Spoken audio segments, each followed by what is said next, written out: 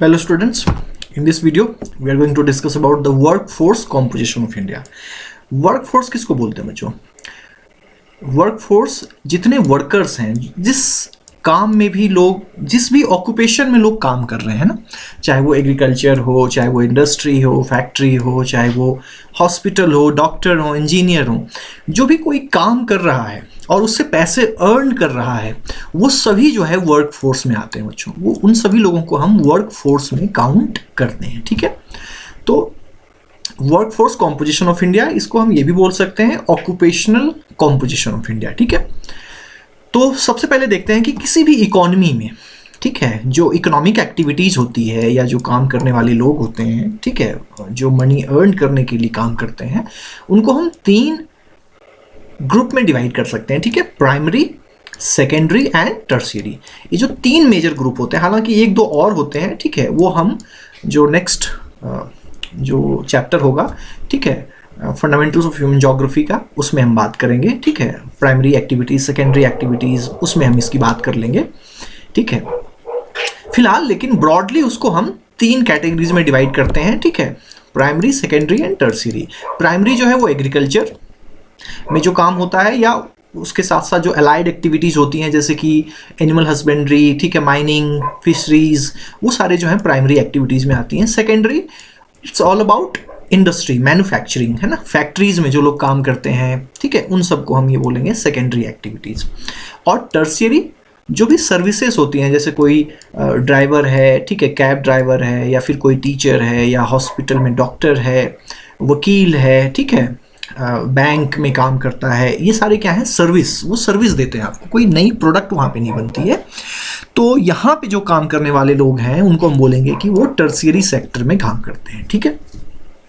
तो देखते हैं कि इंडिया में जितने भी लोग हैं जो काम करने के इच्छुक हैं या जो काम करते हैं, ठीक है, जो वर्कर्स हैं, ठीक है, और जो काम कर रहे हैं एट द प्रेजेंट टाइम, ठीक है, तो वो ओवरऑल किस सेक्टर में ज़्यादा कर रहे हैं। तो देखते हैं उसमें प्राइमरी सेक्टर का जो शेयर है, ठीक है, जो वर्कफोर्स हमारा है, उसमें प्राइमरी सेक्टर का शेयर देखिए बच्चों कितना है, 54% है ना। तो आधे से ज़्यादा लगभग, है ना, ठीक है, 50% से थोड़ा सा ज़्यादा ही जो है वो जो लोग हैं, वर्कफोर्स हमारी जो है वर्कफोर्स स्ट्रेंथ, उसका 50% से ज़्यादा तो काम कर रहा है किसमें, प्राइमरी एक्टिविटीज़ में, मतलब agriculture and it's allied activities में इंगेज्ड है। उसके बाद जो है वो टर्शियरी सेक्टर में, है ना, सर्विस सेक्टर में 42%। और जो हमारा सेकेंडरी सेक्टर है बच्चों, देखिए, जिसमें इंडस्ट्री, फैक्ट्रीज़ में काम करने वाले लोगों की हम बात करते हैं सेकेंडरी एक्टिविटीज़ में, वो उसमें जो है 4% ही है। मतलब सबसे कम लोगों को जॉब किस सेक्टर में मिला हुआ है, सेकेंडरी सेक्टर में। सबसे ज़्यादा जो लोग हैं वो कहाँ पर काम कर रहे हैं, primary, agriculture and it's allied activities. और एक जो तीसरा जो हमारा सेक्टर है टर्शियरी, उसमें है 42%, ठीक है। तो ये इंडिया का एक यूनिक कैरेक्टरिस्टिक्स है बच्चों, जहाँ पे कि सेकेंडरी सेक्टर में जो है वो लोग कम काम कर रहे हैं और टर्शियरी में ज़्यादा, ठीक है। हालांकि दूसरी जगह पर क्या होता है कि प्राइमरी में कम होते हैं और प्राइमरी में देखिए सबसे ज़्यादा है यहाँ पर, है ना। दूसरे जो कुछ डेवलप्ड इकोनॉमीज़ हैं, ठीक है, जैसे कि यूरोपियन कंट्रीज़ या अमेरिका, उन सब में क्या होता है कि प्राइमरी एग्रीकल्चर वाले में सबसे कम लोग काम करते हैं, फिर सेकेंडरी में काफ़ी काम करते हैं और सबसे ज़्यादा टर्शियरी में करते हैं, ठीक है। तो इंडिया का थोड़ा सा जो है ये एक यूनिक कैरेक्टरिस्टिक्स है कि प्राइमरी में ज़्यादा है सबसे, और सेकेंडरी में सबसे कम है, ठीक है, और टर्शियरी में सबसे ज़्यादा है, ठीक है। तो ये हो गया सेक्टर वाइज कि किस सेक्टर में सबसे ज़्यादा वर्कफोर्स जो है वो काम कर रहा है इंडिया में, ठीक है। उसके बाद देखते हैं जेंडर कॉम्पोजिशन ऑफ वर्कफोर्स बच्चों, ठीक है, कि किस सेक्टर में जेंडर कितना ज़्यादा, मतलब जेंडर वाइज जो है वो लोग कितना काम कर रहे हैं, मतलब मेल और फीमेल, ठीक है। तो देखते हैं उनका प्रोपोर्शन कहाँ पर किस सेक्टर में ज़्यादा है या कम है। तो देखते हैं प्राइमरी में, तो प्राइमरी में देखिए ये ब्लैक वाला जो है वो मेल को रेफर कर रहा है प्रोपोर्शन, और जो ये थोड़ा सा लाइट जो है वो है फीमेल का प्रोपोर्शन, फीमेल का शेयर, ठीक है। तो प्राइमरी में देखते हैं बच्चों की 100 में से 63, है ना, 63 जो वर्कर्स हैं वो मेल हैं, ठीक है, ओनली 37 फीमेल्स, है ना। तो प्राइमरी सेक्टर में मतलब agriculture and it's allied activities जो हैं उसमें ज़्यादातर कौन काम कर रहे हैं, मेल काम कर रहे हैं, ठीक है। उसके बाद देखते हैं बच्चों सेकेंडरी एक्टिविटीज़ में, ठीक है। तो सेकेंडरी एक्टिविटीज़ में देखते हैं हम, सेकेंडरी जो सेक्टर है हमारा इकोनॉमी का, उसमें 53% जो है मेल है और 47% जो है वो फीमेल है, ठीक है। तो हम देखते हैं कि यहाँ पर थोड़ा सा जो है प्राइमरी सेक्टर से फीमेल का शेयर थोड़ा सा बढ़ा है ना। प्राइमरी सेक्टर में जो है ओनली 37% फीमेल वर्कर्स हैं, जबकि सेकेंडरी सेक्टर में जितना भी उसका वर्कफोर्स है उसमें से 47% क्या है, वो फीमेल है, ठीक है। उसके बाद देखते हैं बच्चों टर्शियरी सेक्टर, जो सर्विस वाला सेक्टर है, उसमें देखिए कि 78% मेल है और 22% फीमेल है। तो देखते हैं कि हम सबसे कम प्रोपोर्शन फीमेल का एज ए वर्कर किस में है, टर्शियरी सेक्टर में है ना, ओनली 22%, ठीक है। तो ये थोड़ा सा ध्यान में रखना है बच्चों इस डायग्राम को आपको, ठीक है। जेंडर कॉम्पोजिशन ऑफ वर्कफोर्स पे अगर कोई क्वेश्चन आता है इंडिया पे, ठीक है, discuss about gender composition of workforce in India या give an account of gender composition of workforce in India, तो आप इस तरह से थोड़ा जो ये जो बार डायग्राम है इसको बना देंगे, ठीक है। और इस तरह से अगर डेटा को रिप्रेजेंट करके आप दिखाएंगे तो रफली है ना, जरूरी नहीं है बिल्कुल एग्जैक्ट होना चाहिए, हाँ ठीक है, लेकिन आप अगर ये रफली थोड़ा सा डेटा और ये डायग्राम बना दोगे तो थोड़ा ठीक लगेगा आंसर में, ठीक है। और ये प्रैक्टिकल में भी हम बात करेंगे कि ये डायग्राम हम कैसे बनाते हैं, बार डायग्राम, ठीक है। बट यहाँ पर आपको ये पता चल गया होगा कि किस तरीके से हम ये यहाँ पर रिप्रेजेंट कर सकते हैं डेटा को थ्रू दिस डायग्राम। इसको बोलते हैं कंपाउंड बार डायग्राम, ठीक है। एक ही डायग्राम में, एक ही बार में हम दो तरह के फीचर्स को दिखा रहे हैं, मेल एंड फीमेल के प्रोपोर्शन को, ठीक है। तो ये इसको बोलेंगे कंपाउंड बार डायग्राम। तो यहाँ पर बच्चों मैं आपको बस थोड़ा सा प्रैक्टिकल में जो ये चार्ट वार्ट हम पढ़ने वाले हैं उनका बस इंफॉर्मेशन देता जाऊँगा, ठीक है। और प्रैक्टिकल के लिए एक अलग से हम लोग वीडियो बनाएंगे या फिर जब क्लासेस शुरू होंगी तो क्लास में करेंगे, ठीक है। तो ये हो गया कॉम्पोजिशन के बारे में। नेक्स्ट इसी का जो रिलेटेड टॉपिक है कि वर्कर्स को किस तरीके से हमारे सेंसस में डिफाइन किया जाता है, ठीक है। सेंसस जिसमें कि हम डेटा कलेक्ट करते हैं इंडिया के पॉपुलेशन के बारे में और वर्कर्स के बारे में, ठीक है। तो उसमें देखते हैं कि सेंसस जो हमारा है वो वर्कर्स को कैसे डिफाइन करता है। तो सेंसस में बच्चों वर्कर कौन है वर्कर, किसको हम काउंट करेंगे as a worker. So the all persons engaged in any economically productive activity, यहाँ इकोनॉमिकली बहुत इंपॉर्टेंट है बच्चों, ठीक है। Economically productive activity are known as workers. तो अगर आप कोई काम कर रहे हो लेकिन वो इकोनॉमिकली प्रोडक्टिव नहीं है तो उसको वर्कर नहीं माना जाएगा, ठीक है। जैसे कि आप घर पर, ठीक है, घर पर अगर मम्मी पापा कोई भी दोनों में से अगर कोई जॉब नहीं कर रहा है, वो घर पर जो है घर का सारा काम कर रही हैं या कर रहे हैं, ठीक है, आपके पापा भी कर सकते हैं, ठीक है, और आपकी मदर भी कर सकती हैं। तो जो भी कोई काम कर रहा हो, ठीक है, तो उनको घर में काम करने का पैसा तो नहीं मिलता है, ठीक है। तो उसको जो है वर्कर नहीं माना जाएगा क्योंकि वो इकोनॉमिकली प्रोडक्टिव नहीं है, क्योंकि उसमें पैसे नहीं मिल रहे हैं काम करने के। तो वर्कर उन्हीं को माना जाएगा जहां पर वो कुछ ऐसा काम कर रहे हो जिसके लिए उनको मनी मिलता हो या वेज मिलती हो या पैसा मिलता हो, ठीक है। तो सबसे पहला ये ध्यान रखना है। उसके बाद देखते हैं नॉन वर्कर्स किसको ये बोलते हैं। A person who did not work at all, मतलब उसने बिल्कुल काम नहीं किया, during the reference period was treated as non worker, ठीक है। जो भी रेफरेंस पीरियड होगा जब ये सर्वे होता है, ठीक है, कि इतने दिन से इतने दिन के बीच अगर उसने काम नहीं किया है तो उसको नॉन वर्कर मानेंगे, ठीक है। वो रेफरेंस पीरियड सेंसस वाले खुद डिसाइड करते हैं जब उनको सर्वे करना होता है, ठीक है।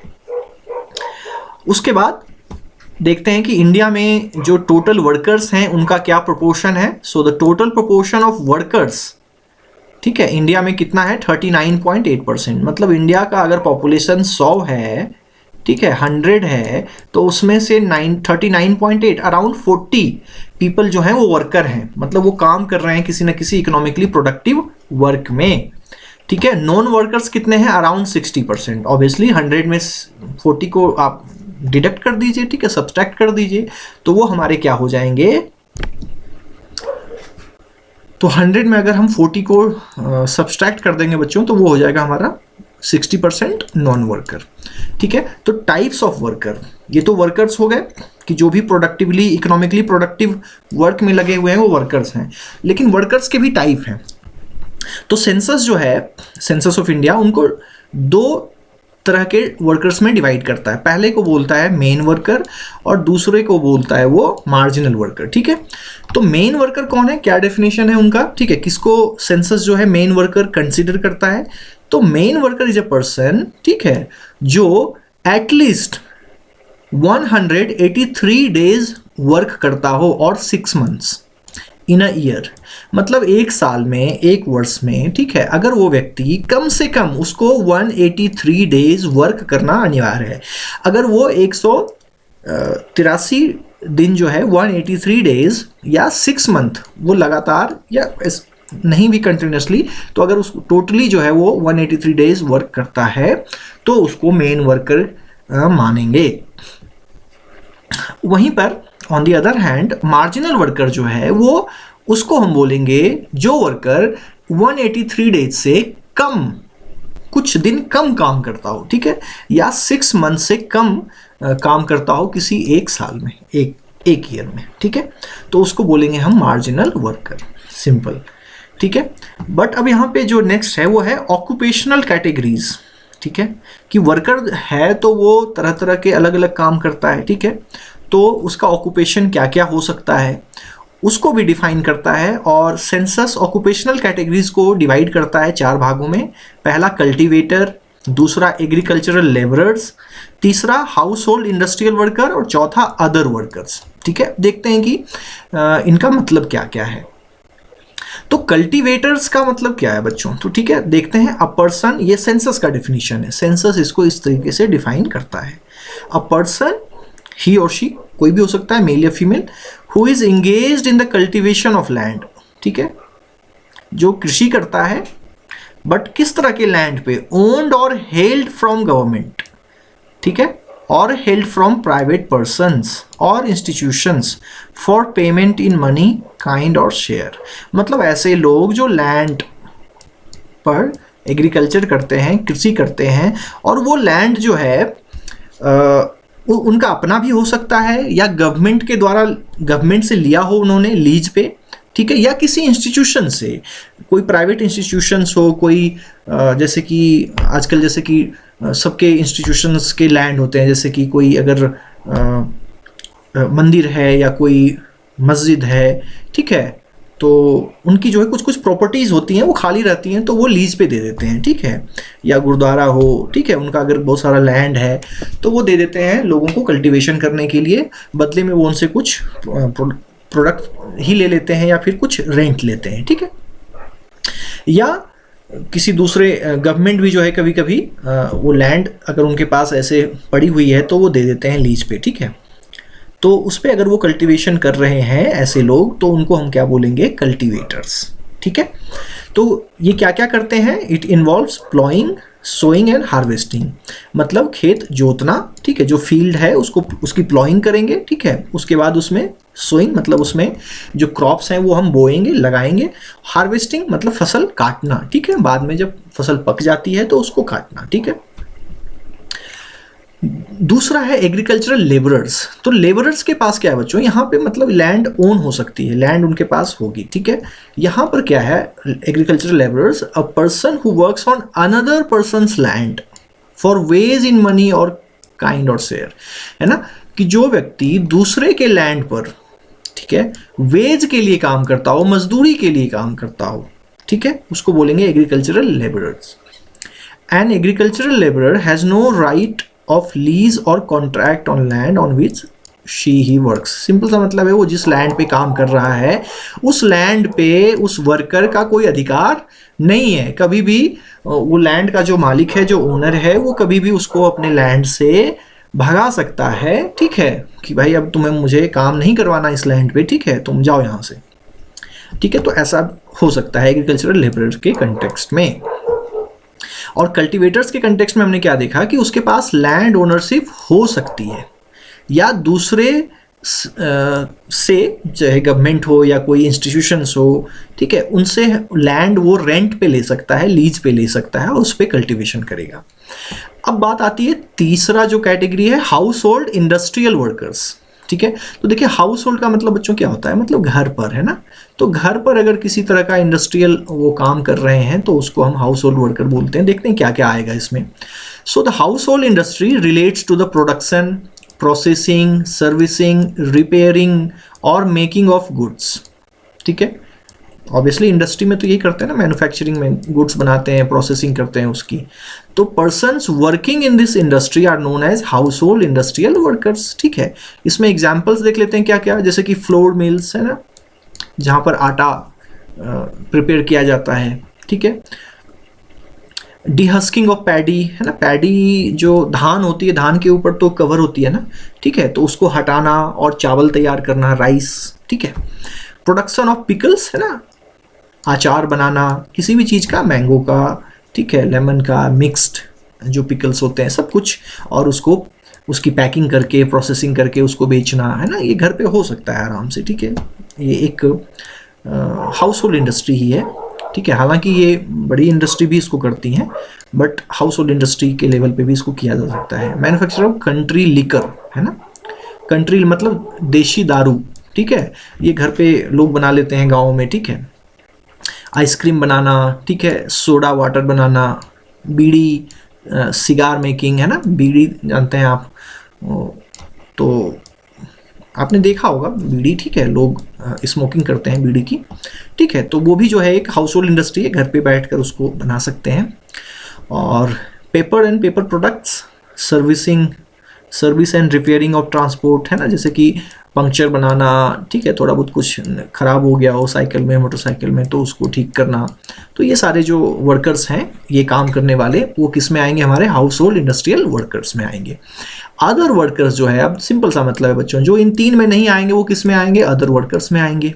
ठीक है, so the all workers who have been engaged in some economic activity during the last 1 year but are not cultivators। देखिए हाँ, कौन कौन है इसमें, जो कल्टिवेटर नहीं है, एग्रीकल्चरल लेबरर नहीं है, और हाउस होल्ड इंडस्ट्री वर्कर्स नहीं है। ठीक है, वो कौन है, वो अदर वर्कर्स हैं। ठीक है, सिंपल से इसमें सभी आ जाएंगे। देखिए, government servant, teachers, factory workers, plantation workers, traders, businessman, bankers, miners, political and social worker, entertainment artist, मतलब आपके जो फेवरेट हीरो हीरोइन होंगे, ठीक है, उनको सिंगर्स। ठीक है, एंटरटेनमेंट आर्टिस्ट उनको बोलते हैं जो भी आपको एंटरटेन करता हो। ठीक है, तो मूवीज़ में जो काम करते हैं, ठीक है, तो वो सभी हम किस कैटेगरी में, सेंसस उनको किस कैटेगरी में रखता है, उसको रखता है अदर वर्कर्स की कैटेगरी में। ठीक है बच्चों, तो ये हो गया occupational categories as per census of India. ये हमारा क्लासिफिकेशन नहीं है, ये सेंसस ऑफ इंडिया का क्लासिफिकेशन है, ये आपको ध्यान में रखना है। ठीक है, और जो नेक्स्ट इसका टॉपिक है वो है वर्क पार्टिसिपेशन रेट। ठीक है, तो WPR को कैसे डिफाइन करते हैं बच्चों? सो WPR, work participation rate, is the percentage of total workers, total worker जितना है, मेन एंड मार्जिनल उनको जोड़कर, ठीक है, टू टोटल पॉपुलेशन। तो टोटल पॉपुलेशन का कितना जो पॉपुलेशन है, वो टोटल वर्कर्स वो काम कर रहे हैं। ठीक है, तो इसका फॉर्मूला क्या है, total workers main plus marginal divided by total population. ठीक है, तो टोटल पॉपुलेशन टोटल जो वर्कर्स हैं, ठीक है, मेन प्लस मार्जिनल, वो टोटल पॉपुलेशन का कितना परसेंटेज है, कितना शेयर है उसका। ठीक है, तो इंडियाज जो वर्क पार्टिसिपेशन रेट है वो 39.8, ये हमने ऊपर भी डिस्कस किया था। ठीक है, और जो ये अराउंड 40% ये है, और जो 60% है वो हमारा क्या है, नॉन वर्कर्स का। ठीक है, तो ये एक तरह से लो वर्क पार्टिसिपेशन रेट है। तो consequences of low work participation rate या लो वर्क पार्टिसिपेशन रेट जो है वो क्या रेफर करता है कि large proportion of dependent population, मतलब ज़्यादातर जो पॉपुलेशन है वो डिपेंडेंट है। ये हमने फंडामेंटल्स ऑफ ह्यूमन ज्योग्राफी वाली जो चैप्टर है, पॉपुलेशन कॉम्पोजिशन, सेकंड चैप्टर, ठीक है, उसमें पॉपुलेशन कॉम्पोजिशन में हमने पढ़ा था पॉपुलेशन पिरामिड के बारे में। ठीक है, और एज स्ट्रक्चर के बारे में। तो उसमें जो यंगर एंड ओल्ड पॉपुलेशन होता है वो क्या है, डिपेंडेंट पॉपुलेशन, और वो डिपेंडेंट होता है किस पे, वर्किंग पॉपुलेशन पे। तो India is a young country बच्चों, ठीक है। तो इसमें क्या है, ज़्यादातर बच्चे जो लोग हैं वो अभी यंग हैं, ठीक है, छोटे एज ग्रुप में हैं। इसका मतलब वो ज़्यादा अभी इकोनॉमिकली एक्टिविटीज़ में अभी काम कर नहीं पा रहे हैं, इंगेज नहीं हुए हैं, ठीक है। वो अभी अपना करियर ही बना रहे हैं, पढ़ाई लिखाई कर रहे हैं, ठीक है, स्किल्ड ही ले रहे होंगे शायद अभी फ़िलहाल, ठीक है। लेकिन 2000 जो अभी 21 में सेंसस होने वाला है, उसमें देखते हैं कि वो जो नया डेटा आएगा ना, तो देखेंगे कि 39 से वो इंक्रीज़ हुआ है या नहीं हुआ है। तब जाके एग्जैक्ट फिगर पता चल पाएगा कि वर्क पार्टिसिपेशन रेट कितना इंक्रीज हुआ है। ये तो 2011 का डेटा है, ठीक है। तो पिछले 10 सालों में वो दिखाई पड़ेगा कि कुछ चेंज हुआ है या नहीं हुआ है। मुझे लगता है कि ये वर्क पार्टिसिपेशन रेट बढ़ना चाहिए कुछ ना कुछ, तो 2021 के सेंसस में, ठीक है। और लार्ज नंबर ऑफ अनएम्प्लॉयड और अंडर एम्प्लॉयड पीपल, ठीक है, ये भी कारण हो सकता है, ठीक है। ये भी कि लोगों को जॉब ही नहीं मिल रहा है, ठीक है, वो बेरोजगार होकर बैठे हुए हैं, दोनों चीज़ें हो सकती हैं, है ना। तो इंडिया के केस में मुझे लग रहा है कि ये दोनों बातें जो हैं वो सही हैं, ठीक है। एक तो इंडिया यंग कंट्री है, तो डिपेंडेंट पॉपुलेशन भी ज़्यादा है और अनएम्प्लॉयड भी ज़्यादा है, ठीक है, लोगों को काम भी नहीं मिल रहा है, ठीक है। तो ये दोनों बातें जो हैं वो सही हैं। एम्प्लॉयमेंट जनरेशन जो है वो काफ़ी लो है। हमने देखा कि एम्प्लॉयमेंट सेकेंडरी सेक्टर में हमने ऊपर देखा था ना बच्चों, कि जो सेकेंडरी सेक्टर है उसमें हमारे यहाँ देखिए सेकेंडरी सेक्टर 4%, ये जो है इंडस्ट्रीज़ वाला सेक्टर है ना, जहाँ पे फैक्ट्रीज हैं, इंडस्ट्रीज़ हैं जिसमें लोग काम करते हैं ज़्यादातर, ठीक है। तो उसमें क्या है, एम्प्लॉयमेंट जनरेशन की जो है वो स्कोप ज़्यादा होती है, लेकिन वहाँ पे ही जो है सबसे कम वर्कर्स हमारे इंगेज्ड हैं। तो कहीं ना कहीं जो है एम्प्लॉयमेंट जनरेशन की भी प्रॉब्लम इंडिया में है। तो ये दोनों बातें इसमें सही हैं। अब देखते हैं कि regional variation in work participation rate, कि कुछ स्टेट्स हैं जहाँ पे वर्क पार्टिसिपेशन रेट ज़्यादा है, कुछ हैं जहाँ पे कम है, वो कौन कौन से हैं। तो जहाँ पे हाई WPR है, वर्क पार्टिसिपेशन रेट ज़्यादा है, मतलब वहाँ के टोटल पॉपुलेशन में से जो वर्कर्स हैं वो मैक्सिमम जो हैं वो इंगेज्ड हैं एक्टिविटीज़ में, इकोनॉमिक एक्टिविटी। सिक्किम, यहाँ पे WPR कितना है, 50%, जो टोटल पॉपुलेशन है, ठीक है, उसमें से अराउंड 50% जो लोग हैं वो इकोनॉमिकली प्रोडक्टिव वर्क में इंगेज्ड हैं। नागालैंड 49, कर्नाटका 45, मणिपुर 45, मिजोरम 45। तो देखिए इसमें जो नॉर्थ ईस्ट स्टेट हमारे हैं वो काफ़ी इसमें आगे निकल गए हैं वर्क पार्टिसिपेशन रेट में। लो में देखिए जो सबसे कम है यूपी एंड बिहार, ठीक है, यूपी में 32 है और बिहार में 33.35 है ना। तो सबसे कम जो है कहाँ पर है, यूपी में 32.94, और सेकंड सबसे लोएस्ट WPR कहाँ पर है, किस स्टेट में, बिहार में 33.35, ठीक है। यूनियन टेरेटरीज की अगर बात करें हम बच्चों, ठीक है, तो वो दमन एंड दीव में 49 है, देखिए सबसे ज़्यादा दमन एंड दीव में है। दादर एंड नागर हवेली में 45, चंडीगढ़ में 38, दिल्ली में, ठीक है, जो हमारी कैपिटल है वो 33 है, वहाँ पे भी कमी है। लक्षद्वीप में 29, पुडुचेरी 35.66, ठीक है। तो बच्चों ये हमारा हो गया अबाउट